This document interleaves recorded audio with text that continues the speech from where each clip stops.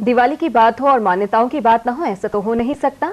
वास्तु विशेषज्ञ डॉक्टर प्रेम गुप्ता से हमारे संवाददाता भूपेंद्र सिंह ने दिवाली की और मान्यताओं की विशेष तौर पर बात की। तो पहली बात, ये पूरे देश में नहीं बल्कि पूरे विश्व में मनाया जा रहा है और महिमा तो खास करके महालक्ष्मी का आगमन का आह्वान करते हैं, जिससे कि हमारे जीवन में सुख, समृद्धि, शांति, वैभव, ऐश्वर्य बना रहे। और ये कुछ 10 साल, 100 साल या 1000 साल से नहीं है, करीब 21 लाख साल पहले शुरू हुआ है ये पर्व। और तरह तरह की मान्यताएं हैं, तरह तरह की से जनता जुड़ी हुई हैं, बहुत सारी कथाएं हैं, बहुत सारी घटनाएं हैं। प्रोग्राम का आगमन है।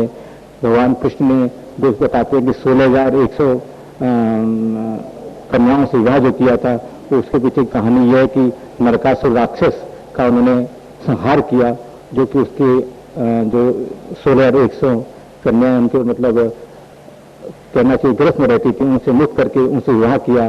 तो उनका एक तरह से कहना चाहिए कि पूरा अच्छे तरीके से उनकी मुक्ति, उनको एक ऐसा समाज में सम्मान दिया, ऐसा स्थान दिया। वही कथा जुड़ी है, बहुत सारी कथाएं इससे जुड़ी हुई हैं।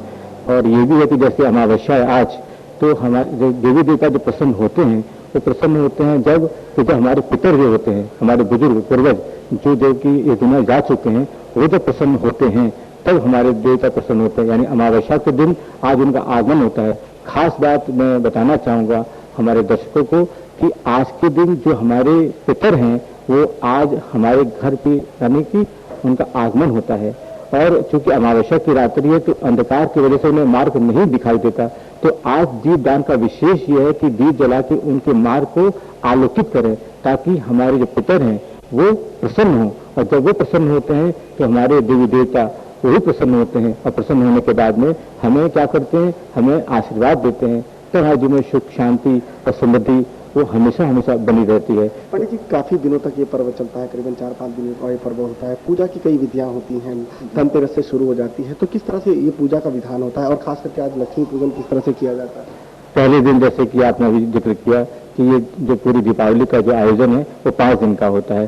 पहला दिन धनतेरस, धन का आगमन, धनतेरस रहता है। दूसरा जो है वो जो छोटी दीपावली है। तीसरा जैसे कि आज दीपावली है, अमावस्या की रात्रि। और चौथा दिन जो होता है वो अपने कहते हैं गोवर्धन पूजा होती है, या अन्नकूट कहते हैं।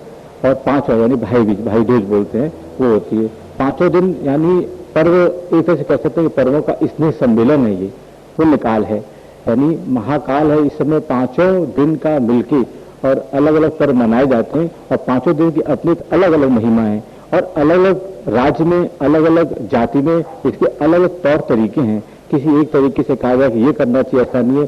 जैसी हमारी परंपराएं चली आ रही हैं अनादिकाल से हमारे घर में, उनको ही मानना चाहिए और अपने मन से उल्लास के साथ में, उमंग के साथ में इसका पूरे ढंग से अपन हमें वो करना चाहिए, पूजा पाठ करनी चाहिए उनका, देवी देवताओं का। हाँ जी।